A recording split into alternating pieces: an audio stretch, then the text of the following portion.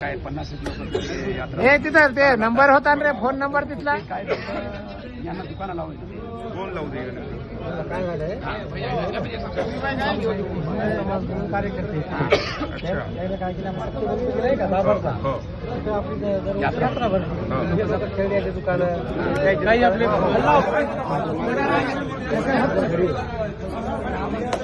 त्याच्यापेक्षा दादा दादा हे शेतकरी आहे तिथला, हे शेतकऱ्याचा नंबर होता रे कोणाकडे.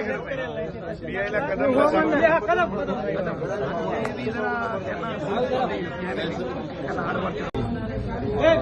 बाकीच्या लोकांना दुकानं लावू द्यायची नाही असं काहीतरी नियोजन केलं होतं.